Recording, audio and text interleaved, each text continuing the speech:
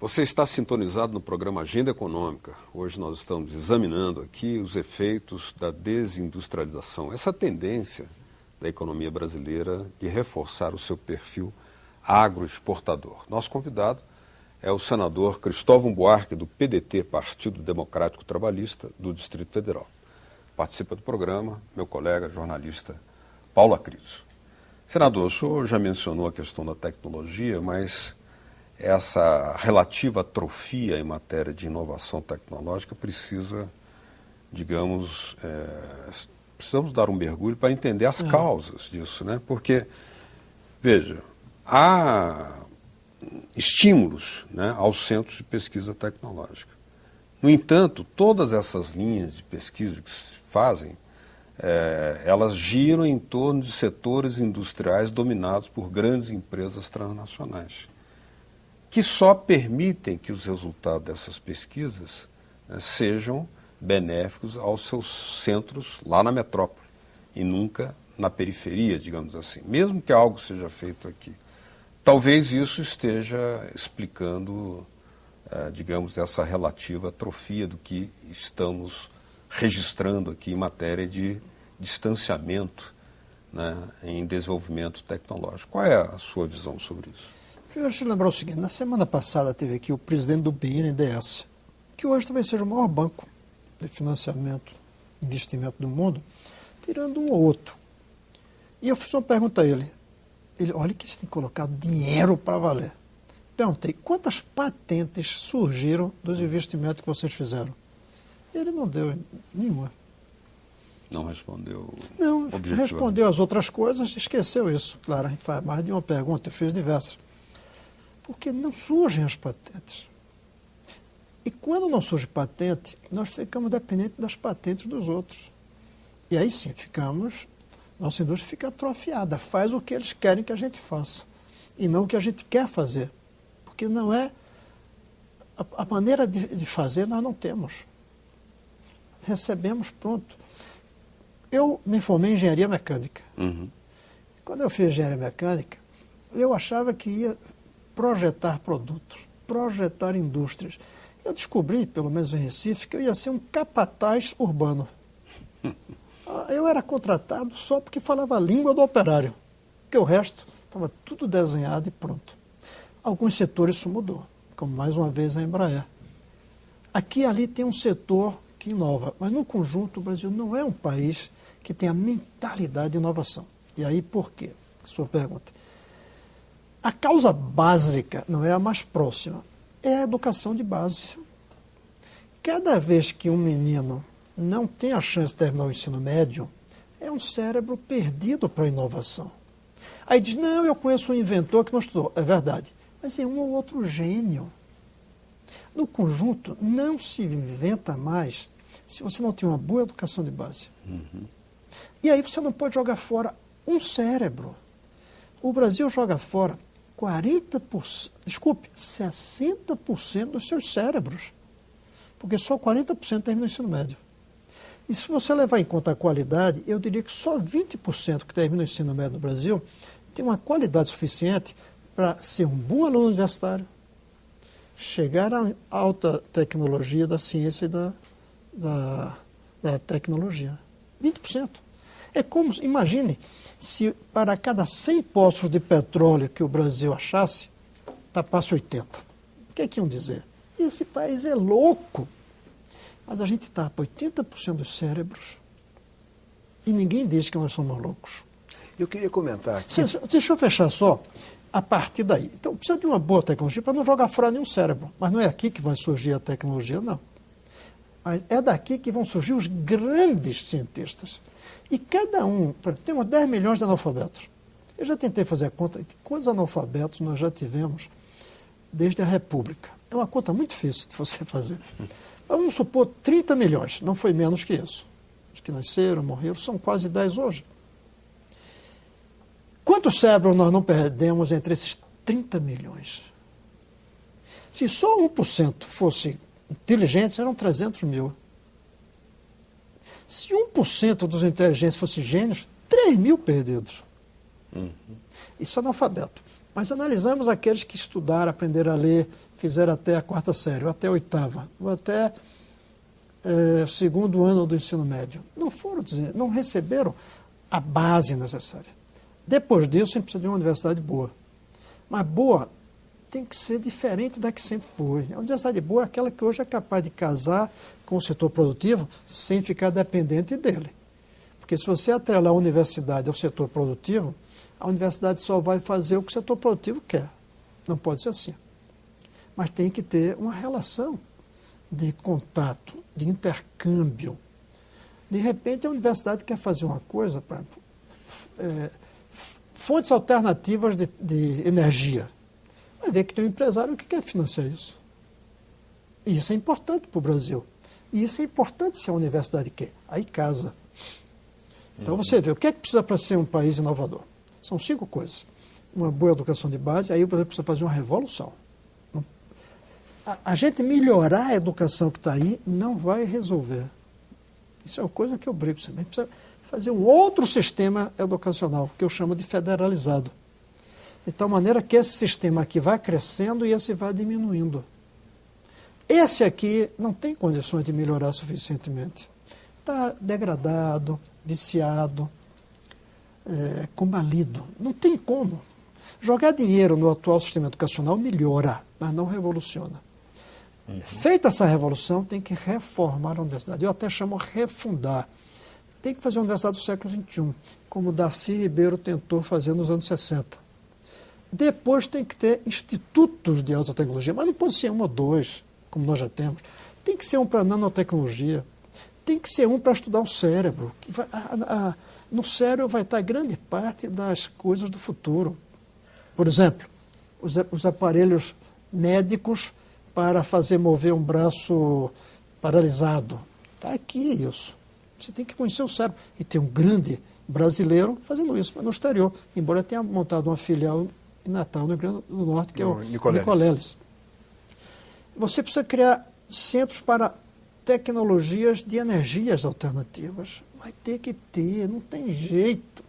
Nem hidrelétrica, que é renovável, vai dar resposta. Ter o sol, né? A insolação. Vai ter que saber. A diferença entre a insolação e a energia solar é o cérebro, como você usa. Que a tecnologia está lá fora ainda. O 4º item é criar uma consciência empresarial voltada para a inovação. E aí, na hora de financiar uma empresa, tem que exigir inovação. Os coreanos, quando começaram com essa sua política, não esqueça que nos anos 60 a Coreia do Sul era um país muito atrasado, muito rural. Quando eles começaram com o BNDES deles, eles não financiaram, se eu não me engano, a Samsung, porque produzia tecido. Eles só começaram a produzir a Samsung dos equipamentos eletrônicos, que inovasse.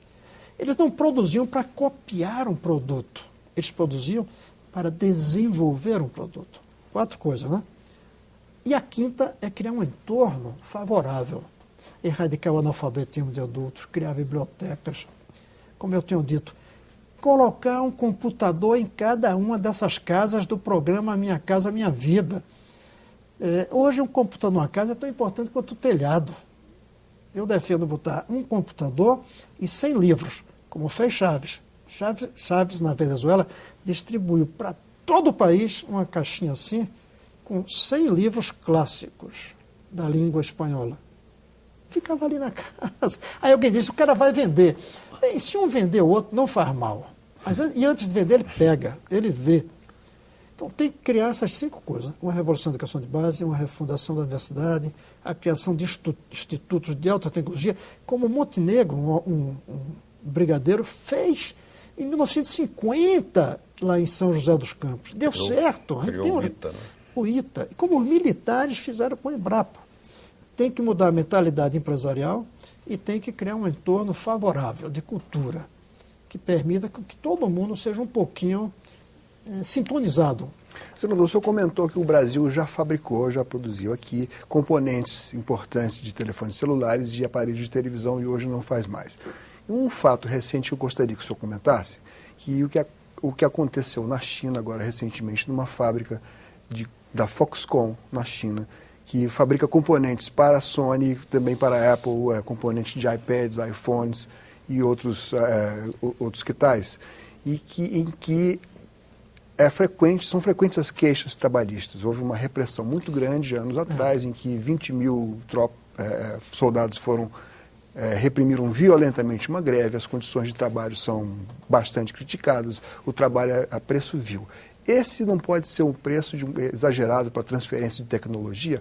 Qual seria a nossa alternativa, já que nós não temos aí um perfil de 20, 30 anos para fazer uma revolução imediata na educação e começar a reverter esse processo desde agora, da desindustrialização? Equilibrar o seu cronograma histórico de acordo com os seus objetivos. E se o seu objetivo é a democracia, você tem que ir mais devagar em muitas coisas. Eu estou lendo um livro agora sobre a Coreia do Norte. E o cara diz como a Coreia do Norte resolveu os problemas de saúde da população. Uma das coisas é que tem um regime, que a gente, nos padrões nossos, chamamos autoritário, que controla tanto a população que fica fácil fazer tudo. Vacinar, exame disso, daquilo. Todo mundo faz, porque o governo faz a propaganda e impõe mesmo. O secretário-geral da FIFA diz que fica muito mais fácil fazer a Copa do Mundo se tiver ditadura. É, claro, mas a gente não quer ditadura. Eu tenho o exemplo da saúde. Até para a saúde não vale a pena você sacrificar a liberdade. Imagine para a indústria, não vale a pena. E os direitos trabalhistas também não. Só que tem que ter um limite. Esse limite vem de onde? Do envolvimento de cada trabalhador com o projeto nacional. Se o trabalhador tem um projeto, que chamam por aí de patriotismo, e que acham que é uma coisa errada, eu não acho. Se por aí o pessoal tem um patriotismo, ou seja, além de você trabalhar para o seu salário, você trabalha para o país, resolve-se isso. E isso é um problema sério. Eu estou debatendo muito esse negócio de trazer médicos cubanos para o Brasil. E é incrível a resistência de muita gente. E hoje disseram, não precisa trazer de fora, basta usar o patriotismo dos médicos brasileiros. Eu digo, onde é que a gente vê hoje patriotismo, seja de médico, de engenheiro, de qualquer um? Não vê. Aí outros dizem, não adianta mandar médico para o interior se não tem equipamentos. Aí eu digo, mas qual é que vem antes? O médico para trazer o equipamento ou equipamento para trazer o médico? Mais uma coisa, tem que formar mais médicos. Bem, se naquela cidade a gente não vai mandar um médico estrangeiro porque não tem equipamento, então não vamos formar médico brasileiro enquanto não tiver equipamento. Isso só para lembrar que essa ideia de nação, esse sentimento, ele é fundamental para a gente dar o salto. Porque é a única forma de você olhar o médio e longo prazo, sacrificar um pouco no imediato é esse. E o Brasil a gente tem essa dificuldade. E aí tem um outro ponto que a gente não falou, que atrapalha a industrialização, que é a baixa capacidade de poupança no Brasil. Nós estamos poupando uns 19% do nosso PIB. A China, não queremos igual, é 40%. O Chile é 24%. Temos que poupar mais. E a gente não poupa mais, por quê? Porque somos viciados em consumir tudo no presente. Nós queremos consumir o máximo. Acho que houve uma carência crônica de tudo também ao longo dos anos. Mas não são só os que tiveram carência, todos estão querendo consumir não tinha demais. Nem fogão, nem sapato. Sim, esse está bem. Mas os que já tinham tudo isso estão querendo agora trocar o fogão de um ano para o outro. Estão querendo trocar a roupa de um ano para o outro. Puxa, por que não dá para viver mais tempo com a televisão? Mesmo com o computador, que é uma coisa de alta velocidade. E outra coisa, aí vem um problema. Para você dar um salto, você tem que ter dinheiro para investir, e o Brasil tem pouco. E tem que ter onde investir. E outra vez o problema da tecnologia. Onde investir tinha que ser em produtos de alta tecnologia. Agora, o que chamam por aí de nicho, né? O nicho, aquele grupo. Alta tecnologia, não tem. E aqui não tem.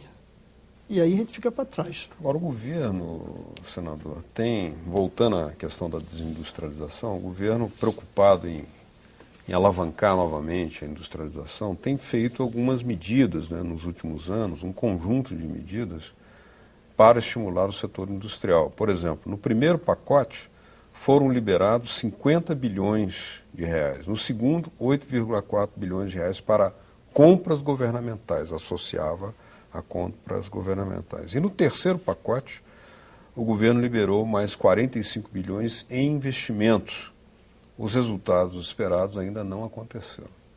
Há especialistas que sustentam que, sob a presente estrutura industrial, com um predomínio de transnacionais, estímulos fiscais, investimentos e subsídios surtem efeitos limitados, tendo em vista a destruição das cadeias produtivas. Então, a própria indústria brasileira está se transformando em importadora de produtos acabados. Como é que o senhor comenta tudo? Primeiro, são dois tipos de coisa na cadeia. Uma é importar o produto final. O outro é você produzir aqui, mas ter que importar componentes. Hoje a gente está importando componentes. E por quê? Eu volto ao que eu falei no começo. Taxa de câmbio incentiva todos nós a comprar importado. O industrial pode comprar um trilho na China ou um trilho aqui. Ele não vai querer aqui, porque o da China é mais barato. E a gente não pode, de repente, começar a proteger. Mas pode ter uma política fiscal que beneficie o produto brasileiro. Mas vai ter ineficiência de curto prazo, mas com eficiência no longo prazo. Mas muitos países usam claro que usam, como o Brasil usou, porque nós caímos no delírio do livre comércio absoluto. Eu até acho que o Brasil era fechado demais. Esse fechamento, inclusive, é parte do nosso atraso, quando a gente, por exemplo, proibiu a importação de computadores naquela época. Fazíamos aqui. Mas ficou tão fácil fazer lá fora e a gente deixou de fazer o soft. Não desenvolvemos matemática, desenvolvemos indústria. Então, nós já exageramos no protecionismo. Agora caímos no exagero do livre comércio, sem nenhuma regulação. Outra é porque ainda somos um país com muita corrupção e burocracia. E cada vez que você vai montar um sistema para criar incentivos a um ou outro setor, já se cria uma burocracia. E aí já tem gente que consegue licenças por meios escusos. Então, esse problema da cadeia é um problema. Mas eu acho que o problema maior não é esse. O problema maior é que as compras governamentais são boas, mas são limitadas. Você não pode continuar gastando muito porque a demanda é pequena e porque tem um problema de contas. Você não pode estourar suas contas, senão vem inflação. No próximo bloco, o Agenda Econômica vai examinar aqui a criação do Banco dos BRICS e também essa tendência crescente de primarização da economia brasileira, pelo menos na exportação de produtos primários. Continue com a gente.